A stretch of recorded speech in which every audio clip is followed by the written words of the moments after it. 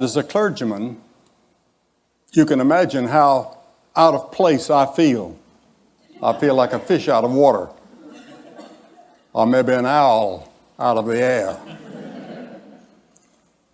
I was preaching in San Jose some time ago, and my friend Mark Kwame, who helped introduce me to this conference, brought several CEOs and leaders of some of the companies here in the Silicon Valley to have breakfast with me, or I with them. And I was so stimulated and had such, it was an eye-opening experience to hear them talk about the world that is yet to come through technology and science. I know that we're near the end of this conference, and some of you may be wondering why they have a speaker from the field of religion. Richard can answer that because he made that decision. But some years ago, I was on an elevator in Philadelphia coming down. I was to address a conference at a hotel. And on that elevator, a man said, "I hear Billy Graham is staying in this hotel." And another man looked in my direction and said, "Yes, there he is. He's on this elevator with us." And this man looked me up and down for about 10 seconds, and he said, "My, what an anticlimax."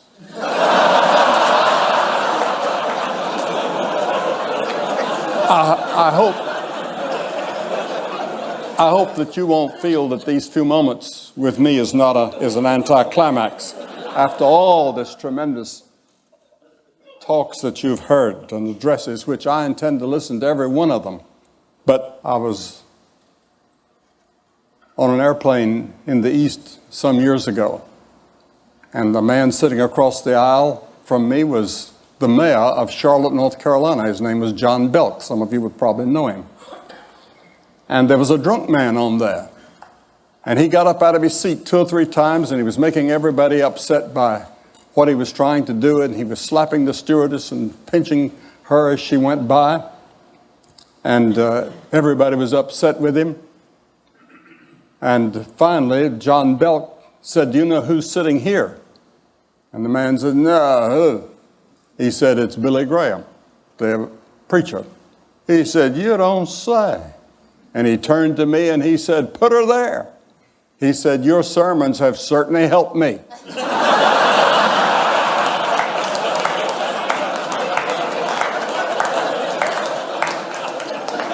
And I suppose that that's true with thousands of people.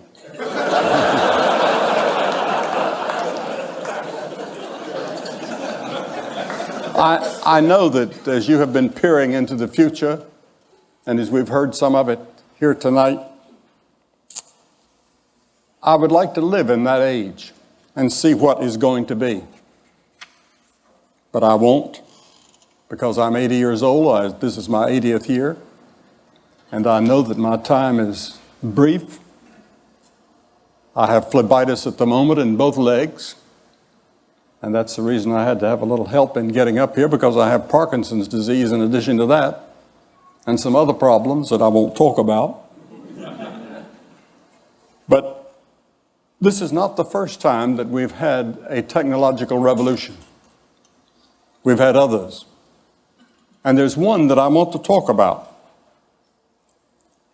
In one generation, the nation of the people of Israel had a tremendous and dramatic change that made them a great power in the Near East.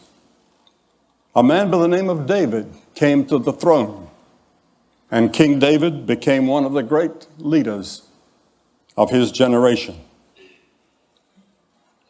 He was a man of tremendous leadership. He had the favor of God with him.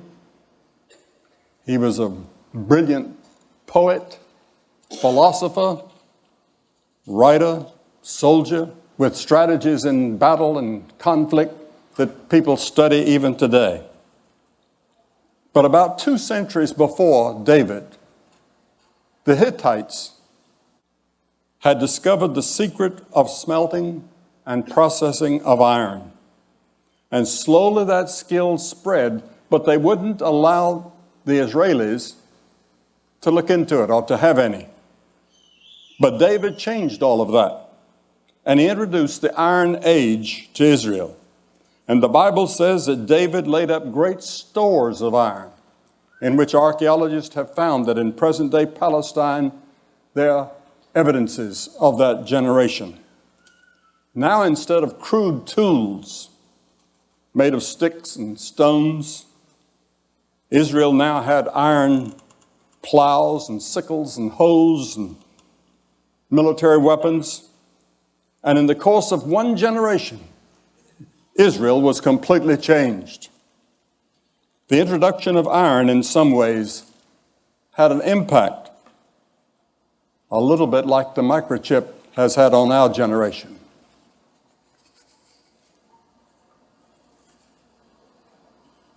And David found that there were many problems that technology could not solve. There were many problems still left. And they're still with us. And you haven't solved them. And I haven't heard anybody here speak to that. How do we solve these three problems that I'd like to mention? The first one that David saw was human evil. Where does it come from? How do we solve it? Over again and again in the Psalms, which Gladstone said was the greatest book in the world, David describes the evils of the human race. And yet he says, He restores my soul. Have you ever thought about what a contradiction we are? On one hand, we can probe the deepest secrets of the universe and dramatically push back the frontiers of technology, as this conference vividly demonstrates. We've seen under the sea, or 3 miles down, or galaxies hundreds of billions of years out in the future. But on the other hand, something is wrong. Our battleships, our soldiers are on a frontier now almost ready to go to war with Iraq. Now, what causes this? Why do we have these wars in every generation and in every part of the world, and revolutions? We can't get along with other people, even in our own families.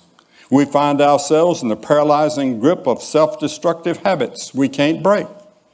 Racism and injustice and violence sweep our world, bringing a tragic harvest of heartache and death. Even the most sophisticated among us seem powerless to break this cycle. I would like to see Oracle take up that, or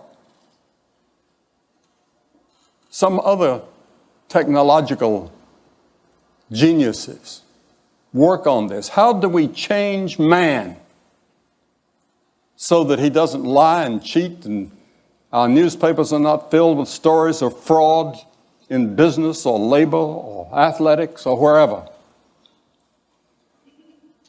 The Bible says the problem is within us, within our hearts and our souls.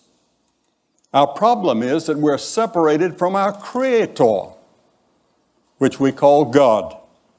And we need to have our souls restored, something only God can do. Jesus said, "For out of the heart come evil thoughts, murders, sexual immorality, theft, false testimony, slander." The British philosopher Bertrand Russell was not a religious man, but he said, it's in our hearts that the evil lies, and it's from our hearts that it must be plucked out. Albert Einstein, I was just talking to someone when I was speaking at Princeton, and I met Mr. Einstein. He didn't have a doctor's degree because he said nobody was qualified to give him one. But he made this statement. He said, it's easier to denature plutonium than to denature the evil spirit of man. And many of you, I'm sure, have thought about that and puzzled over it.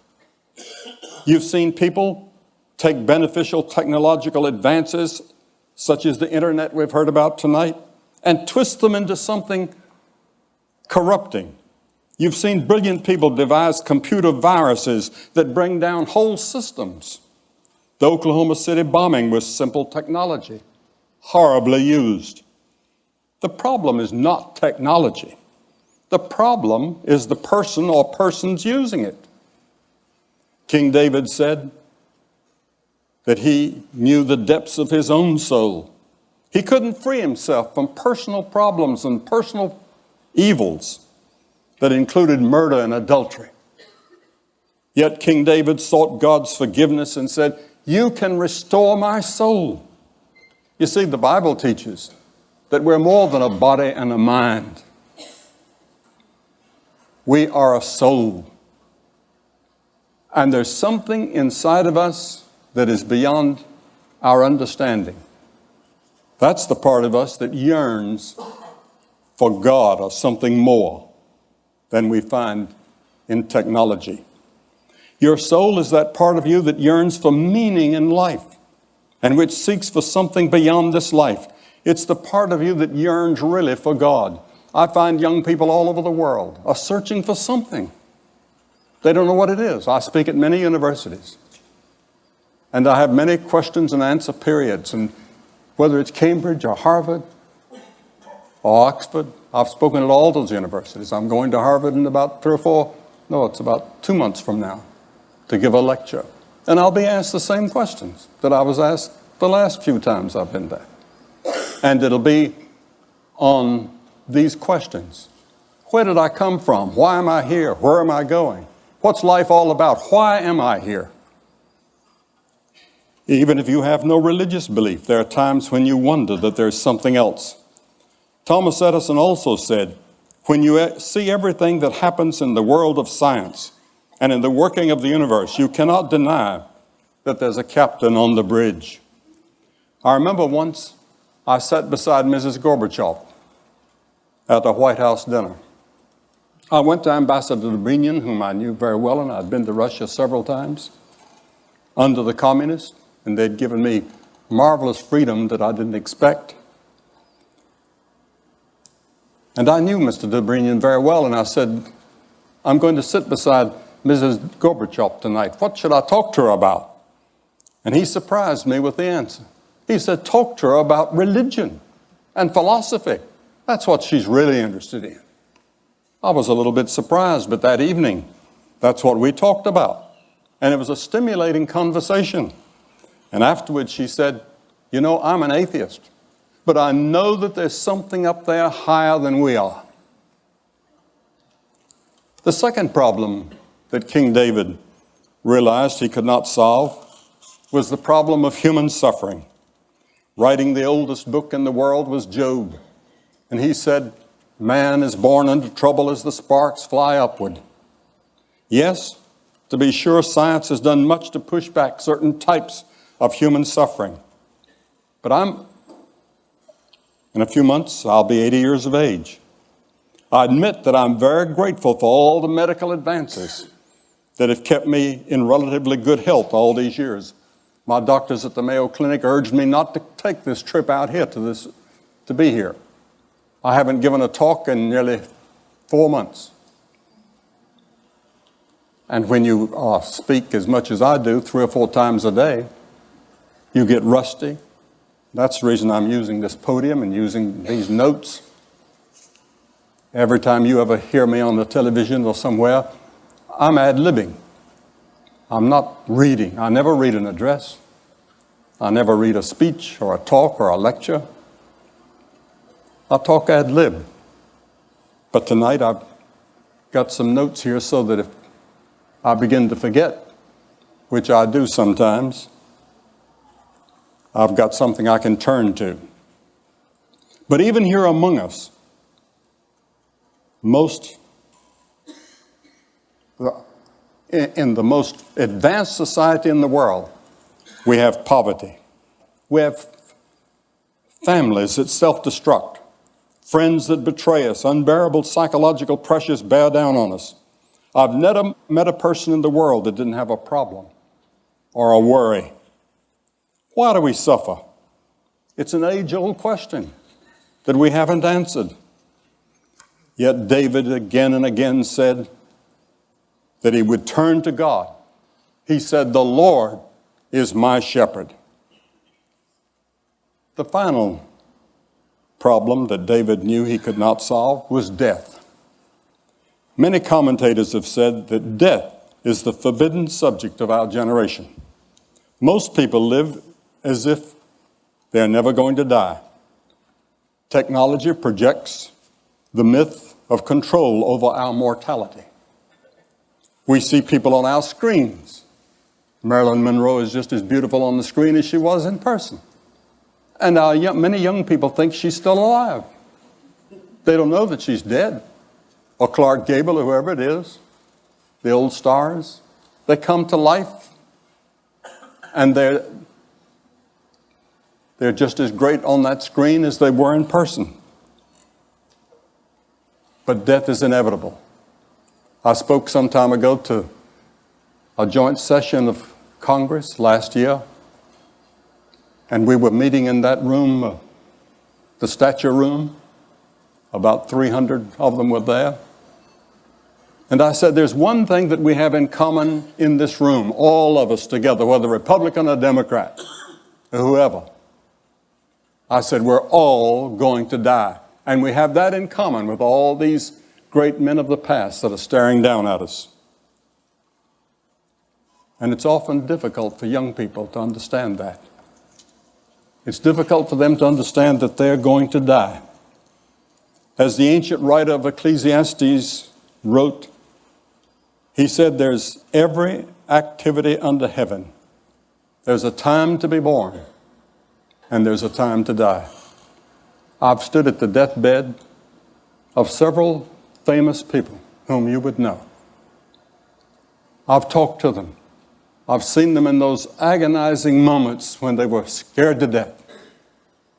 And yet, a few years earlier, death never crossed their mind. I talked to a woman this past week whose father was a famous doctor. She said he never thought of God, never talked about God, didn't believe in God. He was an atheist. But she said, as he came to die, he sat up in the side of the bed one day and he asked the nurse if he could see the chaplain.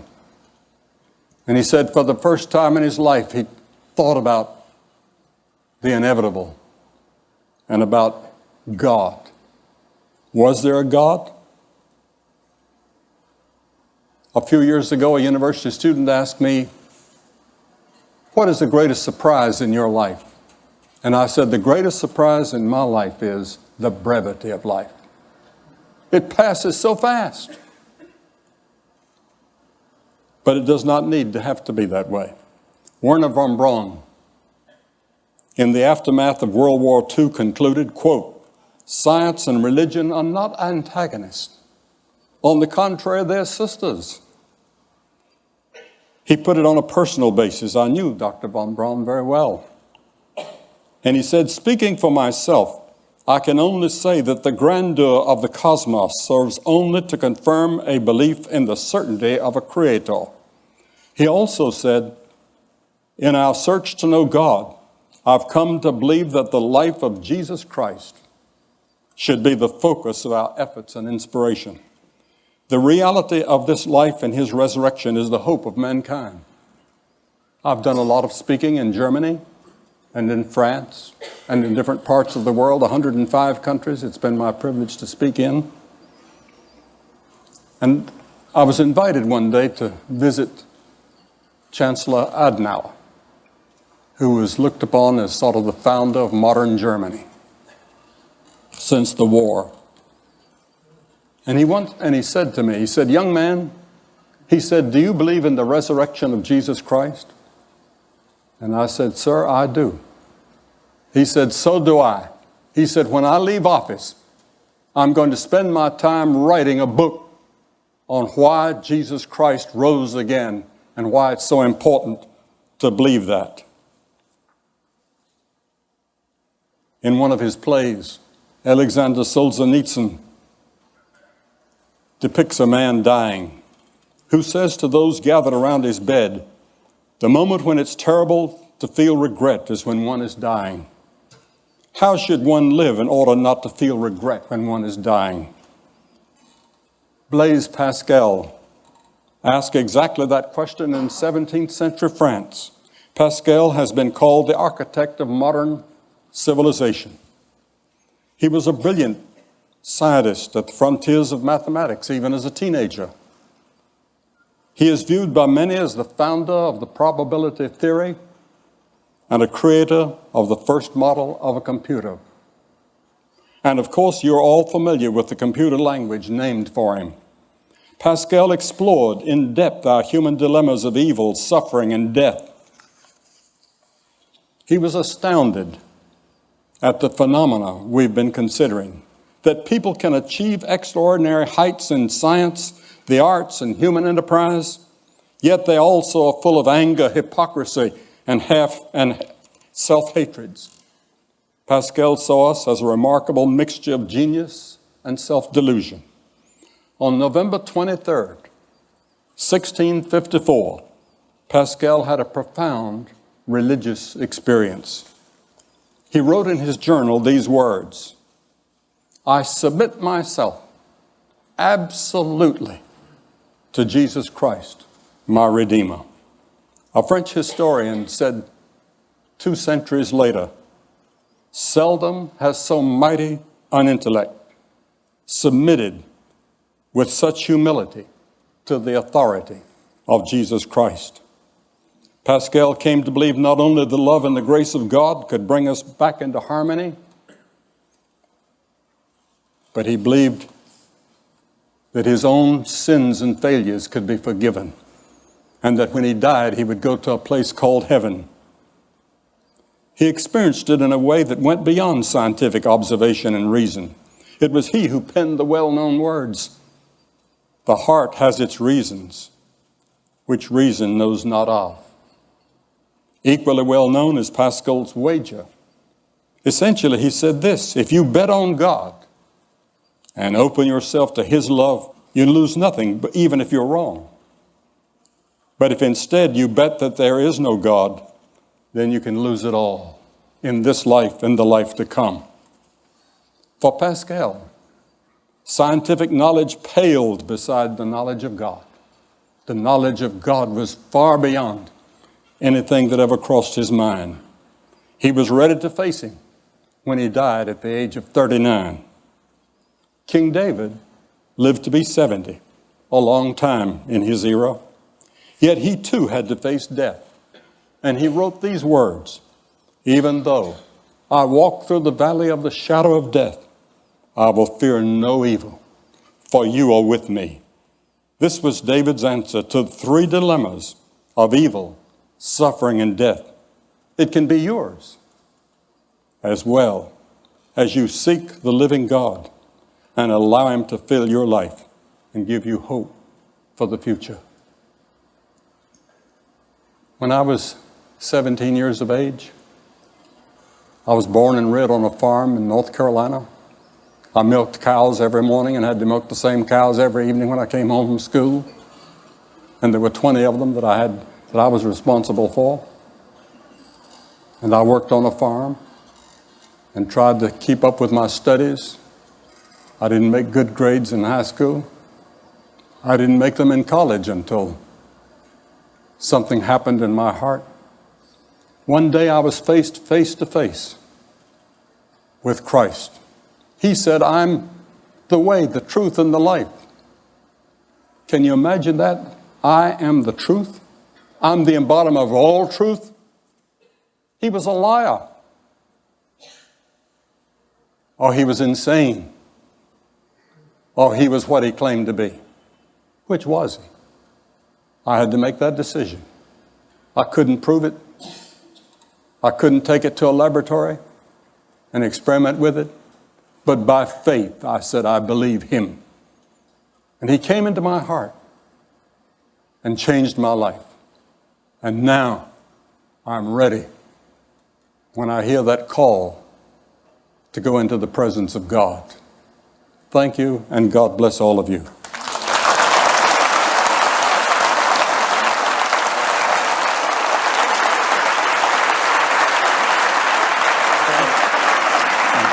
Thank you for the privilege. That's great. You did it. Thanks for having us.